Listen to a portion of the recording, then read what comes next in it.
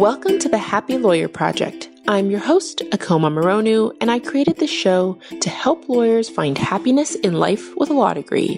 Together with my guest, we provide the knowledge, skills, insight, inspiration, and encouragement you need to find you're happy.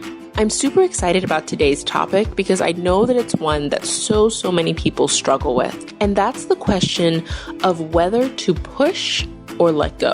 And what I mean by that is that so many of us struggle, I know that I certainly do, with knowing whether we should just keep trying to make something work even when it feels like it's not working, or whether we should just give up.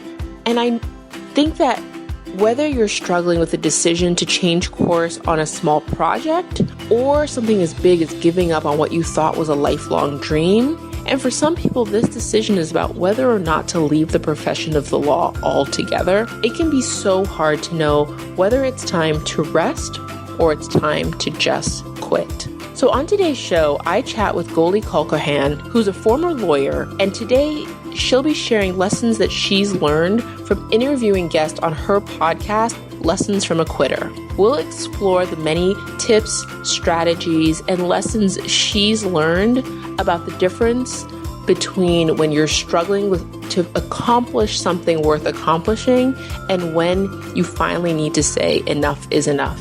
So I hope you guys enjoy the show.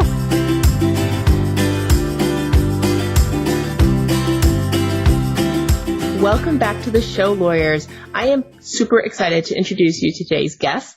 I've been looking forward to chatting with her for a long time because it's a topic that I'm super interested in. So welcome, Goli Kalkhoran, to the show.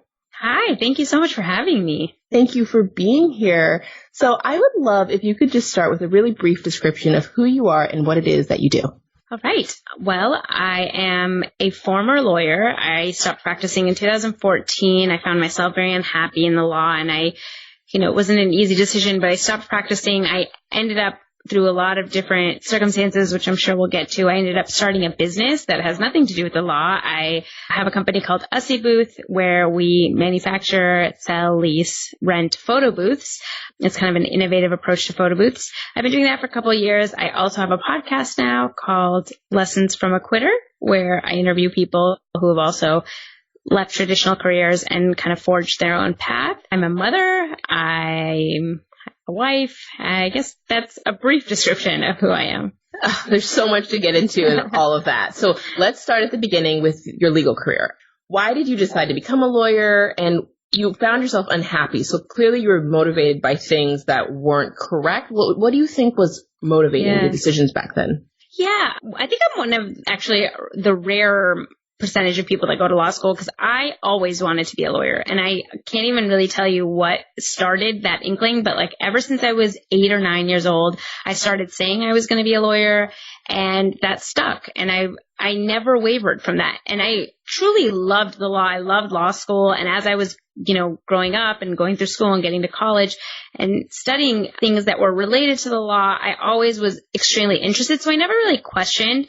But I also didn't really know any lawyers, and there weren't really any lawyers in my family or friends of my family. So I didn't really know what lawyers did day to day. I didn't think it was what TV was. I didn't think I'd be, in a courtroom like Perry Mason or like Matlock or whatnot. But I didn't know what the day to day was. And I think like a lot of people, I just followed the predictable path. I was lucky enough that I was good in school, and so I just did what I needed to do. I got good grades. I went to a good college. I, took the LSAT, and I got into a great law school, and I never even questioned it. And then I went to law school, and I actually, again, I think like not a, minority of people, I loved law school. I loved learning about it. I felt very excited about my decision. And I think it didn't really set in until after I graduated law school and I started working as a lawyer that I really found myself not happy with it. And that was kind of the first time where I realized, oh my God, why have I never even really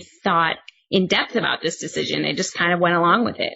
I mean, you're certainly not alone in that. I tell the story a lot about how the podcast started.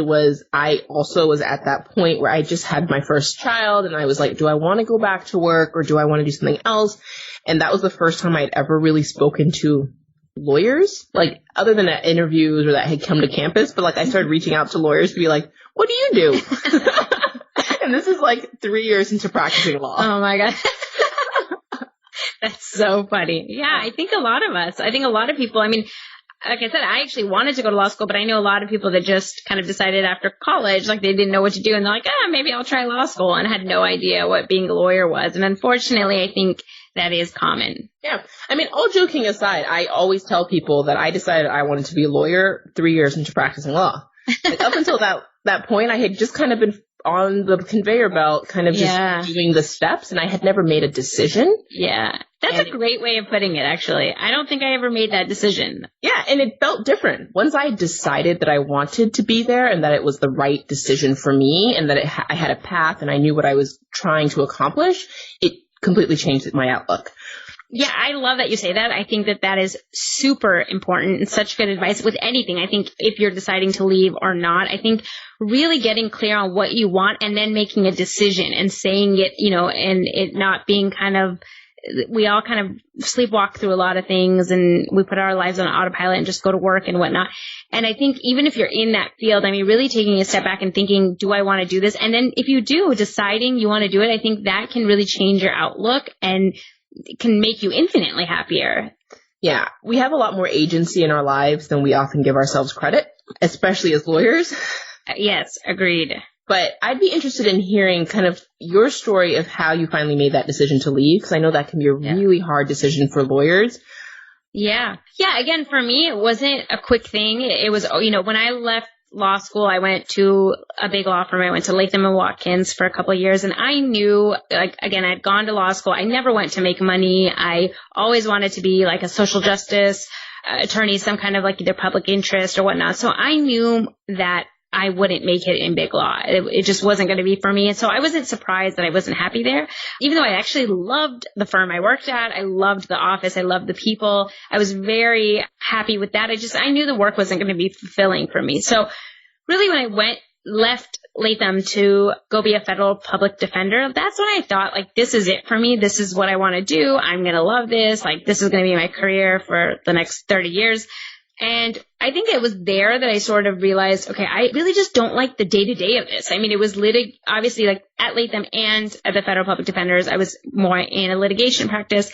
And, I do think I was sort of funneled into that at Latham. And when I got to the Federal Public Defenders too, it was the job that was available was in the capital habeas unit. And I was really passionate about the death penalty and being against it. So I wanted that job. But it was a lot of like sitting in an office by yourself. I'm sure all the lawyers listening that work like 12, 14, 16-hour days. If we were getting up to an execution, it would be all night, all day. And I just felt very unhappy in that there was a lot of parts that I loved, but most of it I didn't like. And I started realizing, like, gosh, this is what it's going to be. Like, no matter what I go into, like the motion work and doing all the research and writing, like, that's not what I like. I'm a very outgoing, like, gregarious social person. I like interacting with people. And there was just so many things about it that, which is what didn't fit my personality. But even still, like, even knowing that I wasn't happy during those years, that I don't know, was kind of miserable in that position, I think like a lot of lawyers, like, we all kind of complain to each other, and it's like this badge of honor of like who's more miserable, and everybody is, you don't bat an eye when someone's unhappy. So I didn't really even think I could leave. Like, my journey didn't start there. It was like after I had my son and I was forced to quit because we moved from Arizona back to California, and I had to find a new job. That was like, it gave me a little bit of time and space at home. And that was when I really started thinking about like, what do I want? What do I want to do now that I have my son and I don't want to be working crazy hours and I do want to have more time at home? And it was really my husband who started kind of planting the seed, like, well, why don't you try something else? And I remember being just like rolling my eyes and be like, what do you mean try something else? Like, I'm a lawyer. This is what I do. I've worked my entire life to get to this. Like, how can I just try something else? And it really took, like, when you say like this, my soul searching of figuring out that I wanted to leave, took me about a year to myself mostly, because I was overwhelmed with a lot of like, what would everybody say? And oh my God, I'm such a failure. And I went to this great law school and I'm just going to waste it. I'm just going to throw it away. And like, what would I even do? I don't have any skills other than law. Like, I've never studied anything else. So there was a lot of that stuff. And it took me a really long time to get to the place of saying, you know, I deserve to be happy. I'm going to work for the next 30, 40 years, and I want to find something that really fulfills me. And this isn't it. I tried it and it's not for me, and I don't want to try other jobs. So I'm going to find something else. And what did you do over the course of that year that got you to that point? Yeah. So again, I did a lot. And I have to say that a lot of times people like myself, I think a lot of lawyers are type A personalities, and you want to know immediately, and you want to like have everything figured out. And, you know, you've always had a plan, and it's so scary to not have a plan. And so I did a lot of different things. I mean, I think I read every book about like career transition and change. I talked to career counselors. I made all these lists of what I like, what I don't like, what I want to keep doing, what I don't want to keep doing, like what my ideal working situation would be, like all of this stuff. And in the midst of that, like I also started reaching out to people and having kind of these information, I guess they call them like informational interviews or whatever. I would email people and meet them for coffee and figure out what they do. And I started going down different like rabbit holes. Like, do I want to work in nonprofits? Do I want to go back and get a, you know, I don't know, my master's in public policy? Do I want to, and I started meeting with a lot of different people in that time. The way that this photo booth situation happened is my son was turning 1, and we wanted to make a photo booth for his birthday. And my husband is an engineer, and I enlisted his help into making this photo booth for me. And at that time, when I was making this photo booth, I started going to some different like meetups for engineers and startups and like tech fields. And I literally have zero background and or ability with like electronics and technology. And so it was very out of place. But I was so interested and excited, and like these meetups were just like this breath of fresh air for me. I would love them. I would look forward to them like every week or every month when they would come around, and I met them like coolest people. And it was sort of by happenstance, you know, it was after taking 50 previous steps that I sort of found this.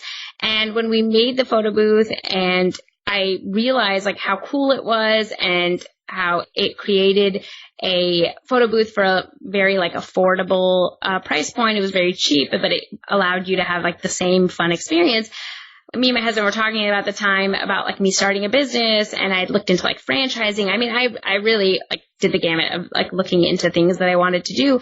And at one point I thought like, oh, maybe I should go get an MBA. And I really like kind of took a step back, and I was like, you know, if I'm going to put in $100,000 to go back to school to get a degree, and like that's going to be debt I have to pay, why wouldn't I just put 20 or 30,000 or whatever we can afford to starting a business, and that'll be my, you know, foray into business. And so I sort of went from there and I started that business. But like I said, I mean, that journey took a really long time, and I think in that time, I really realized that there is no one answer. Like, you don't just sit down and then come up with like I don't know, maybe some people do. Maybe some people have a passion and they want to pursue that. I didn't have that. And so it wasn't just this like, okay, now I'm going to like do X and I'm going to run with it. I sort of realized I'm this evolving person. I'm going to have different interests, and there's things that I don't even know exist. And if I put myself out there and I'm open to different possibilities and I see what other people are doing, there's so many things that I could do.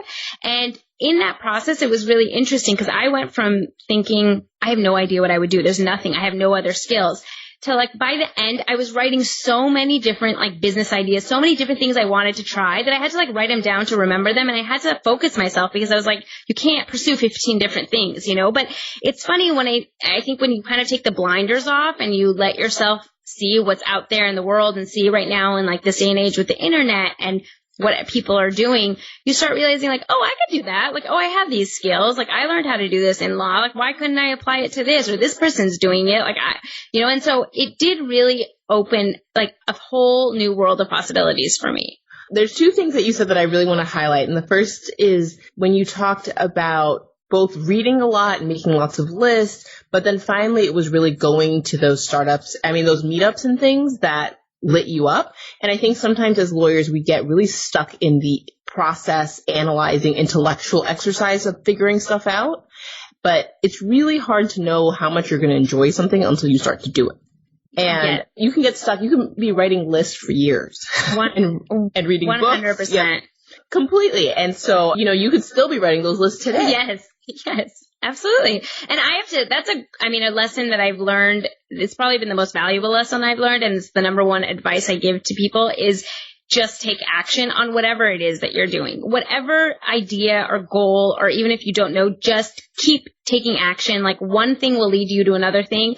And I know there's this quote, I don't know if it's, I think they say Steve Jobs said it, but who knows, who is on the internet, they attribute the wrong quotes. But there's a quote that if you waited for all the lights to turn green before you left for work, you would never get to work, you just have to go and kind of stop when you have to stop and make a right when you have to make a right and whatnot.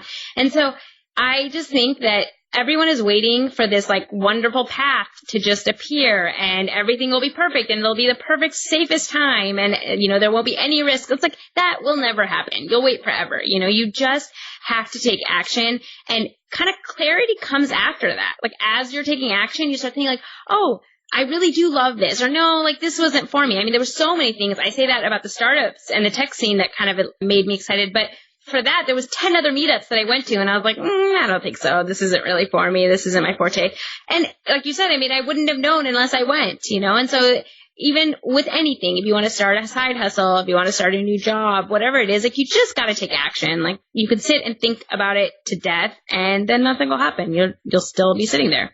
It's so funny. I thought you were going to use the Steve Jobs quote that was you can't connect the dots looking forward. You can only connect them looking backwards. That's a great one too. I was so sure that's where you were going. But yeah, it's completely true. And it's the same thing. And I tell people that all the time. It's the same thing that you did with law school. Just with law school, you felt like there was certainty even though there wasn't. Right. You didn't know that you were going to become a lawyer. When you were in high school, there was a million steps, a million tests, a million obstacles, a million things you'd have to get through between where you were to becoming a lawyer. And the path seemed clearer. Yeah. But it still wasn't certain. I will say the difference with that, you're absolutely right. It's not certain, and it's a lot of hard work, but I do think that it was a path that someone else laid out for you. And I think a lot of times what cripples people and makes them paralyzed is they don't know what the next step is, and so they don't take any step. And with, the rest of your life and figuring out, and especially in entrepreneurship, if you want to start a business, a lot of times there is no path, there is no answer. I feel like nobody knows what they're doing. When I know a lot of people in the startup community where I live, and I see people that in the beginning I thought, oh my God, they have these amazing companies and they're doing such amazing things. And then when I got to know them and then over time, I realized they're just making it up as they go along too. They're doing what they think is in the best interest of their company, but they don't know. There's no playbook, there is better things that you can do and worse things and things to be more responsible. But I think that's sort of why people go into law or go to even school, graduate school, in addition to law, MBA programs and whatnot, is a lot of times people see a path that's set for them and that's just easier. It's not simple. It takes a lot of hard work, but at least you know what the next step is. Yeah, I completely agree. There is that about law school. And I think that comes back to the second point that I was going to make earlier, was that we as lawyers really like the idea of someone else telling us what to do. Yeah. So we would rather pay, $250,000 to go to law school for a set path that may or may not be correct than invest $20,000 in a business idea that we're passionate about.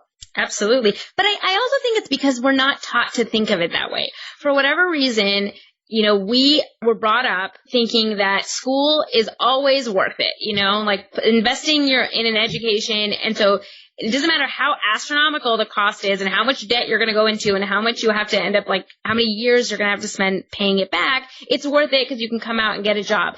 But again, what you were saying, and then on the flip side, we're also taught that starting a business or doing something on your own is so risky and don't, and it's only for people that are not risk averse. And if you feel like you're a risk averse person, then it's oh, that's definitely not for me. And I don't think either one of those things are true, and I think you really have, I wish I had done this, and I wish more people going into graduate school really understood what that debt means, how much debt that actually is, what that's going to mean for the rest of their lives.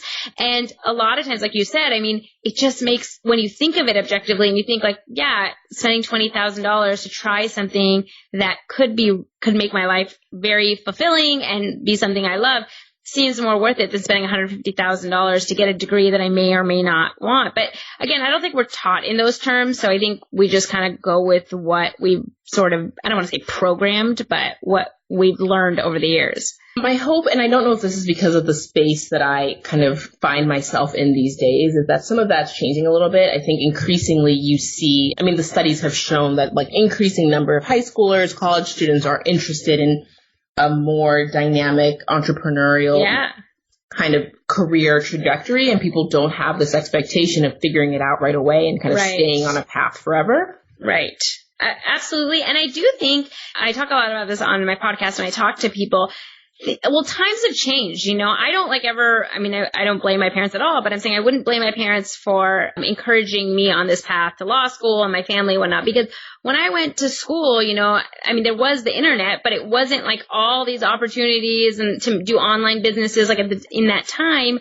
If you were going to start a business, it was still a brick and mortar type shop, and you would have to get loans for hundreds of thousands of dollars, and it was, you know, more of an investment. And so I don't think entrepreneurship was as open to it as many people. And so I think a lot of people thought the traditional route was the safest way to have a stable life. But I think now what high school kids are seeing and college kids are seeing, and with the internet, it's like you can start a business in a day, you know, online. You can figure out there's millions of ways of making money online, you know, whether it's things that are like with your own knowledge base or just learning something, whether it's like Amazon drop shipping or, you know, a myriad of ways. And so I think that opens a lot of other people up to entrepreneurship that may have not had that opportunity before. I also want to say that it's not all or nothing. You know what I mean? And I think that sometimes that's what scares people, is that they feel like they have to quit their job in order to launch this multi-million-dollar entrepreneurial endeavor. And if that fails, then it's all lost.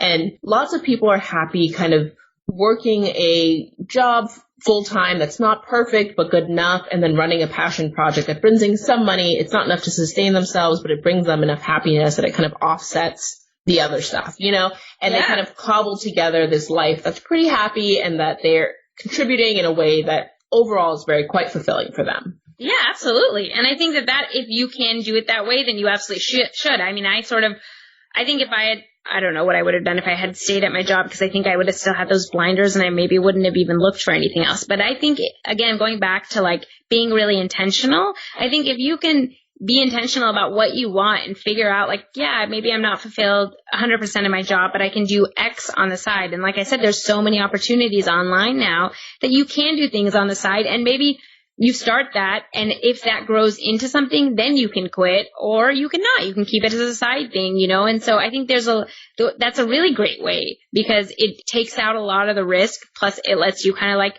you know, dip your toe in the water and see if it's for you or not. So this is the big question, and this is the question that I struggle with the most, and I think it's the question that a lot of people struggle with when it comes to knowing what to pursue and when to quit. Mm-hmm.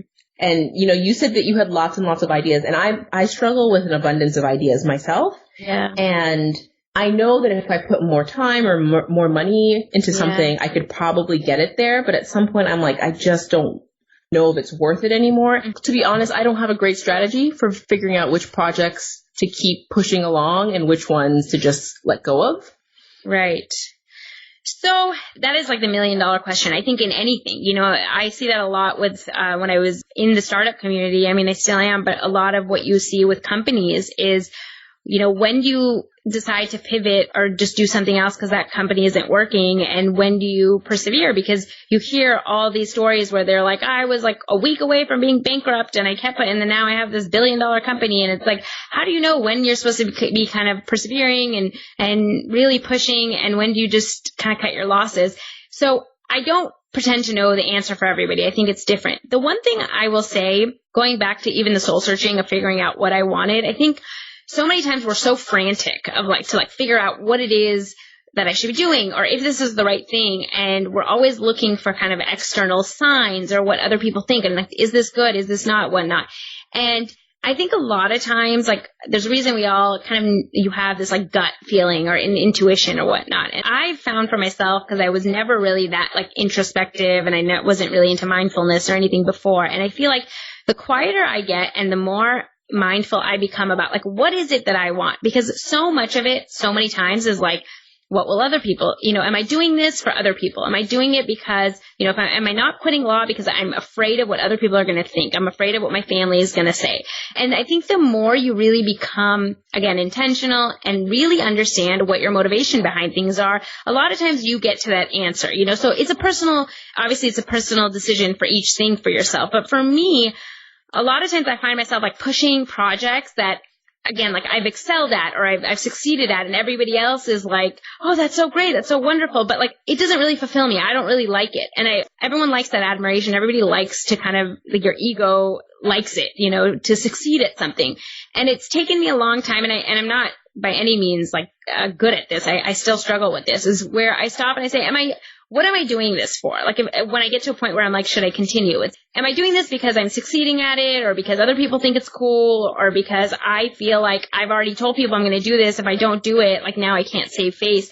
Or is it because like I really love this thing and I want to see it through, and I'm not willing to let it go yet. Like, I still would be heartbroken if I thought that this didn't work out for me. And so then it has something more left, and I push through, and I feel like it just has to be a very, again, intentional decision, and something that you kind of quiet down and really figure out what is it that you want to do with that.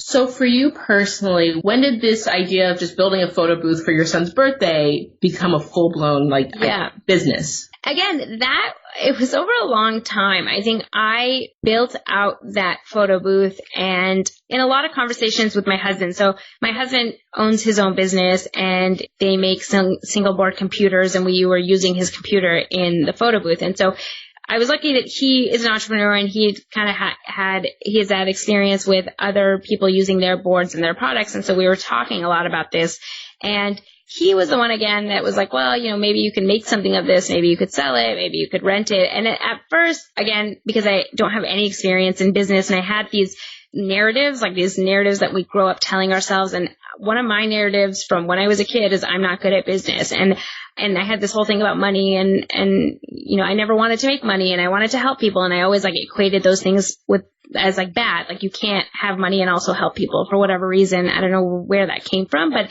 I had that in me. And so I really had to do a lot of soul searching of figuring out, can I start a business? And it was something where I sort of wanted to prove it to myself, where I can do this. I'm just as intelligent as anybody else that started a business, and I know I can figure the steps out. And so why am I not starting it? Because I felt a lot of resistance, because I was afraid. I was very fearful of going down this road and investing money and doing all this stuff. And it ultimately came down to, at that time, I was saying, I was doing a lot of things. I was going to a lot of different places. I was deciding, do I want to go into school? Do I want to go work for a nonprofit?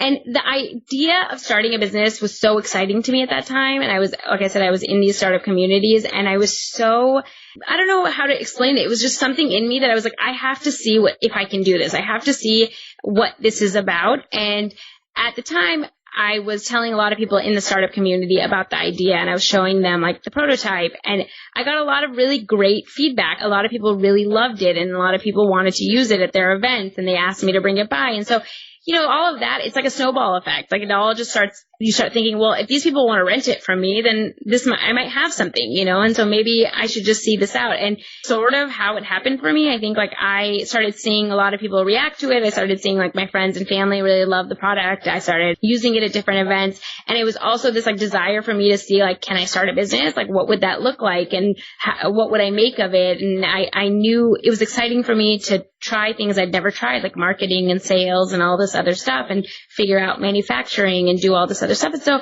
I sort of decided, you know what, I'm going to try this. And it was the first time where it wasn't really conditioned on I want to make this the most successful photo booth company in the world. I obviously wanted it to succeed, but I was more just excited to try something new. And I was like, I'm going to give it a shot. I'm going to do this. I'm going to give myself a year, 2 years, figure this out and see where it goes. And if it fails, then I'll figure something else out. I'll keep, plugging along and figure out what else I'm going to do next. But for now, I'm going to try it. I absolutely love that you gave yourself a year or 2 years, because I think so many people give themselves like a month. Yeah. Right? They're like, I'll go ask one party if they want to use my booth. And if they say no, then there's clearly no market. Yeah. No, absolutely. It's crazy to me. Even in the startup community, I was seeing people, like we were just talking about how to persevere. I think one thing that lawyers have over other people is that, we have worked so hard for so long that like working hard is not foreign to us. We know what it takes. And I think a lot of us, like, that's a skill that you acquire. And I would see a lot of these college students and other people that were in these startups, and they would start companies, and like literally month to month, I would see them at different events, and like they would have changed companies like every month. And I'm like, what happened to the last one? And they're like, oh, that didn't work. Like nobody was, investing in it. I'm like, you didn't even have a product. Like what were people going to invest in? So I agree. And I think a lot of times when you hear a lot of stories, on podcasts or on blogs or whatever, these, like, you hear about people like starting a company, and within 6 months they have 1 million users, and it's like this rocket ship, and they sell within 2 years for $300 million. And like, that just gives like a false sense of what actually a small business is or what business is. And I think the reason I gave myself so much time is because I didn't go into like a software business. It wasn't like I was building something online. I knew that creating a product, like a piece of hardware, was going to take a while. And so I had to it was a slow going process. Plus, I also was very intentional about the fact that I wanted to spend more time at home with my small children. And so I didn't want it to be like I'm working 60 hours a week on this project. And so, yes, like I said, I think going into it, I just really wanted to be intentional about what I wanted this to be for me. That's a wonderful transition to kind of my questions about your lifestyle, because I know people always wonder kind of what does it look behind the scenes. It's great. Obviously, I always feel the need to acknowledge that, you had the luxury of time. Not everybody has a spouse who's working, or kind of the financial situation where they're able to spend 2 years kind of trying to figure stuff out. But some people who have that still don't do it because they feel a sense of urgency that's what's the word?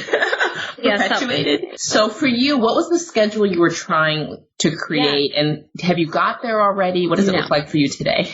I haven't. And I think that this is, again, it's great to sit, like you were saying, like you can, in hindsight's 2020, and I can sit and talk as if like, oh, everything is perfect. And this is like literally a daily roller coaster where I'm like, I'm doing great. Look at me. And then I'm like, oh my God, this company is going to fail. I haven't done anything. Like, what's wrong with me? And so this isn't something that like by any means that I figured out. But again, like going back to being like super intentional about it, one of the things that happened, for instance, like right after the first, I don't know, it was less than a year, maybe I had made the product, and I was in this community, and I was approached by 2 different investors that wanted to invest in the company. And, at the time, it's still, I think, like a women-led company is attractive to people, and they want those in their portfolios, and they liked the product.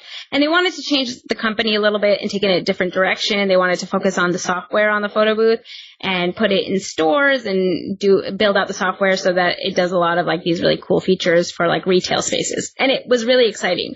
And they wanted to give me money. And that sounds glorious, And at the time, I was like 3 months pregnant with my second child.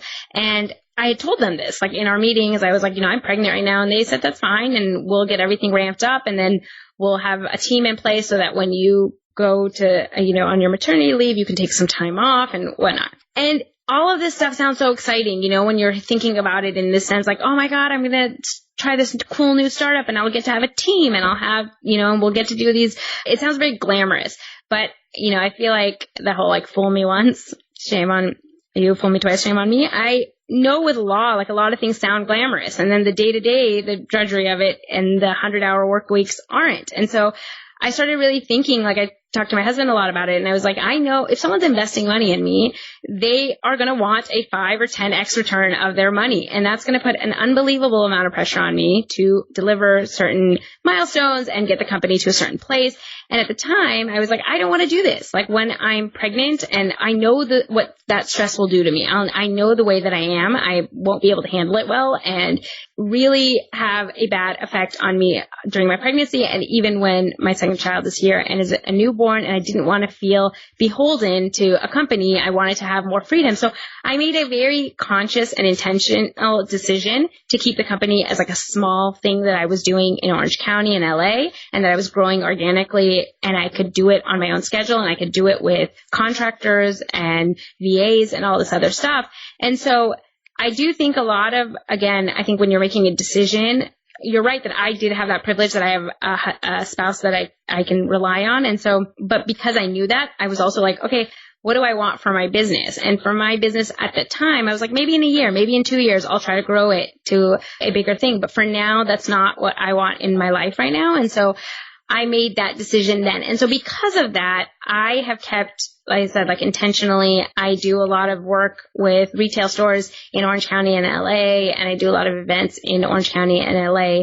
And I have I've set it up in a way that it is very part-time for me, because one of the cool things about our photo booth is that it's basically like, I guess it's more of like a rental equipment. People pick it up from me and drop it back off. I don't really have to do anything at this point. So I handle like the rentals and I'll do emails and stuff, but it allows me a very flexible lifestyle with this business. And that's something that I really wanted and I really love. And sure, like I've thought about now growing it to different cities and making it bigger, and that would require a lot more time. But for now, it affords me a schedule that I can manage, that it is very part-time. I have the time to be with my kids, and I have the time, like I can schedule my week out kind of knowing what rentals I have and what leases I have and, you know, what meetings I have, and then I can work around it. So that's sort of how I guess I balance it. Again, I don't do a great job all the time, but I do think I'm constantly thinking like, what do I want this business to look like? I could invest more money that I'm making from the business and grow it rapidly. But like, that's not what I want right now. So I just keep it as what kind of serves me. That's really great. And I think that intentionality is what more people need to implement into their lives. Do you have any, I guess you spoke of mindfulness before, and you talked about kind of making lists before earlier in our conversation. Today, do you have any strategies or practices that you use to help you kind of make those decisions? Is there like any real process behind it, or is it something you have kind of learned to do more naturally? No, I mean, the process, again, for each decision, I think it's different. I've sort of learned, and again, I don't do this as well as I would like to. I wish I could say like, I have a meditative practice where I meditate every day for 30 minutes. I don't, you know, but there are times when I'm feeling very conflicted, or I feel like a lot of anxiety about a certain issue. And then is like, I'm learning now, I've learned through these last couple of years that like, that's when I really need to get quiet. Like, that's when I really need to not, because before I would talk to everybody and anybody because I wanted everyone's opinion about like, what should I do now? Like, what do you think? I would tell my mom and dad and sister and cousins and my husband and best friends and whatever. And now I don't. And now I keep it, and I'm like, it doesn't matter what everybody else thinks. Like, what do you want? What is it that you want out of this? Why are you doing this? You know, like, what is this giving to you that you need, or, you know, whatnot? And so I realized the times where I need to get a little bit more introspective and where I need to like let go of other people's judgments and not care about what other people think. I also am huge on, like I said, making lists, and I've realized the power of that and just journaling, like writing things out, because I think a lot of times our thoughts seem very like sane in our heads. Like we just have this ongoing like chatter, and it just is very normal. And a lot of times when you get it out, it's sort of like you can see where the crazy comes out, and you're like, that doesn't make sense, you know? And I think I've done that a lot where I'm like, okay, these are just like my anxieties playing out. Like, why am I so afraid of this? Why do I not want to go? And once I can really see where I'm having trouble, like what is that real fear, and really getting down to like I keep asking myself the same question, like why do you, like, what are you scared of? And as I get like layers in, then I kind of find the real answer. Like, what is it that has this block for me? I'm getting better at that. You know, I'm in no way an expert at it, but I have realized this time that like there is no right answer. I guess the best thing is that there is no right answer, you know? So it's like you have to make the decision so you can live with it and know that you made that decision based on like all the information that you had, and then move on. And so I've just gotten a lot better at listening to myself. That really speaks to me right now because I'm rereading a book that I really enjoy called Let Your Life Speak. I think that's what it's called. And one of the stories he tells about when he teaches all these seminars, these like self-development, seminars, is that people always take notes about what he says and what other participants say, but very few people, if any, take notes about what they're thinking or how they're reacting. Yeah. And we often feel like guidance comes externally. Yeah. And so to your point about journaling or making lists, I think writing what's coming up for you, writing how you're reacting to things, really processing kind of what you're saying to yourself is part of the process. Absolutely. Absolutely. I think a lot of times people in traditional fields and, people that are, I don't know, I think us type A personalities and obviously not all lawyers are type A, but we sort of shun the self-help world, and you hear about journaling, meditating, it's like an eye roll, it's all woo-woo stuff. But there's now so many studies that show why these things work. And once you start doing it, you really see how transformational it is. And I never realized, again, I don't have I wish I had a consistent journaling practice. I don't, but I do know when it's the times that I really need to do it. And then I do it then, at least I've gotten better at that. But it is you start realizing that these thoughts that you just never, I don't know, once you have to form a thought and put it down on paper, it's so much more real than when it's just bouncing around in your head over and over again. And then you start realizing that's kind of a crazy thought. Why would I think that, And so it is a very helpful tool. So I could chat with you forever because I just love going into all of this stuff, but I'd love if you could just share a little bit about your podcast so people could learn where they can listen to that and what kind of they can expect there. And then, Yeah, so I started Lessons from a Quitter, and obviously all of your audience who are listening to podcasts, you know where to find podcasts, so you can find me pretty much anywhere that you find any other podcasts. I would love for you guys to tune in. I started it for, I think, a lot of the same reasons that you probably started this podcast. I think being in law, you're used to hearing so many people be miserable in what they're doing, and I never really thought much about it when I was in law. But once I quit, and this is another interesting thing, I was so worried about what people were going to think. And I did get a lot of questions and and I'm sure people talked about it oh, I can't believe, she quit behind my back or whatnot.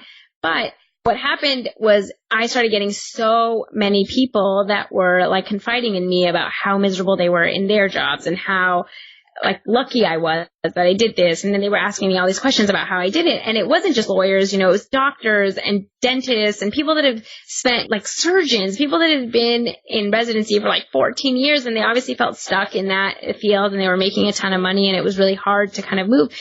And I remember once I'd made that transition, I kept thinking, well, if you don't like it, then do something else, figure something else, at least start trying, start making a plan, start saving money so you can do something in 5 years or whatnot.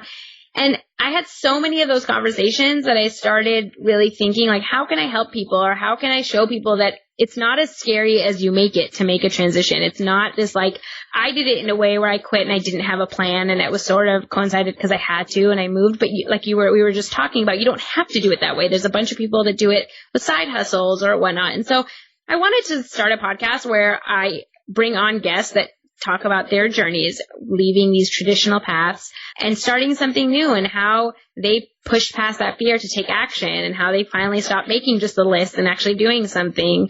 And so that's what it is. It's a weekly podcast where I interview other people. A lot of times it's lawyers, PhDs, doctors and stuff who have quit and tried something else and are now much happier in their roles. So yeah, I hope it's, inspirational and we give a little bit of resources and tools that can kind of help you if you're feeling stuck in what you're doing. Fantastic. Yeah. And I will certainly put a link to your show in the show notes for people who are out and about. So I think it's great. And I'm so excited for the show. And I love kind of what you're doing because I think that the more clarity people can get, the more comfortable they will be, rightfully or not, in making that leap in their own life. I agree wholeheartedly. I think even if you don't want to leave, your profession, I don't advocate it. I think if you can find something that makes you happy, then great. But again, if you can just be more intentional and figure out why you're doing things and what you actually want, then you can create a life where you're actually happy. I think that's the goal of it, is just makes less miserable people in this world. I think that's a very noble, a noble endeavor.